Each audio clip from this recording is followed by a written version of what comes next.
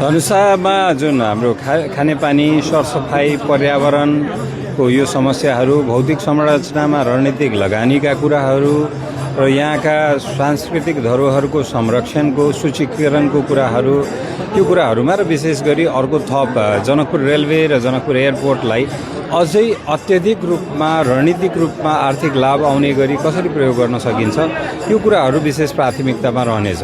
तर राजनीतिमा हामीले एउटा कुरा बुझ्नुपर्ने के हुन्छ भने प्राथमिकताहरू सबै सधैँ यथावत रहिरहँदैन। चुनौती जसरी परिवर्तन हुन्छ त्यसरी प्राथमिकता पनि नयाँ थपिँदै जान्छ, हुँदै जान्छ। यो मेरो धनुषा केन्द्रित केही प्रतिबद्धताहरू हो। तर हामीले देशगत रूपमा जुन प्रतिबद्धताहरू भाषापत्रमा लेखिएका 100वटा बुँदाहरू, त्यो त यथावत यहाँको लागि पनि सान्दर्भिक भइ नै हाल्छ। मैले कतै पनि यो कुरा दाबी गरेको थिएन र छैन, आज पनि गर्दिनँ म, होइन। किनकि अहिलेको मेरो प्राथमिकता म कुन मन्त्री बन्छु भन्ने होइन। अहिलेको प्राथमिकता भनेको 2/3 बहुमतले कस्तो राम्रो क्याबिनेट बनाउँछ भन्ने हो। मभन्दा सक्षमहरू कोही आउनुहुन्छ, उहाँहरू लाइनमा हुनुहुन्छ भने हामीले त्यही प्रयास गर्ने हो कि उहाँहरूले डेलिभर गर्न हामीले सघाउने हो।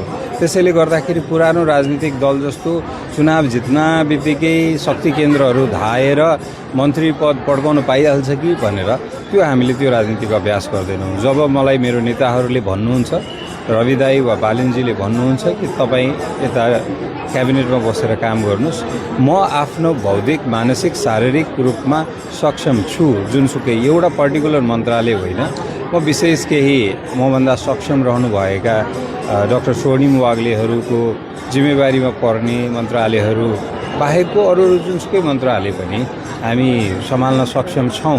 मभन्दा अरू सक्षम साथीहरू पनि हुनुहुन्छ पार्टीमा, म मात्र सक्षम होइन। त्यसर्थ यो एजेन्डामा म अहिले त्यति चर्चा गर्न आवश्यक ठान्दिनँ। अहिले सबै मत परिणाम पनि आइसकेको छैन, होइन। हामीहरूसँग कति सिट सङ्ख्या हुन्छ त्यो पनि थाहा भइसकेको छैन। त्यसैले त्यो सबै चिज होस्, अनि नयाँ सरकार गठन होस्, त्योभन्दा अगाडि सदन गठन होस्, अनि त्यसपछि यसमा चर्चा गरौँला।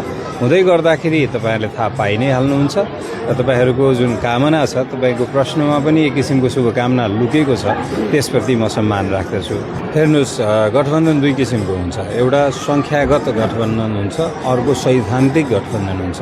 योभन्दा अगाडि नेपाली काङ्ग्रेस र एमालेको भएको गठबन्धन कतै पनि सैद्धान्तिक थिएन, त्यो गठबन्धन सङ्ख्यागत थियो। त्यसैले हामीलाई सङ्ख्यागत गठबन्धन आवश्यक छैन, अब सायद नरहला। तर सैद्धान्तिक रूपमा हाम्रै परिवर्तनको एजेन्डामा कोही आएर समाहित हुन चाहनुहुन्छ भने हामी स्वागत पक्कै नै गर्नेछौँ। धन्यवाद।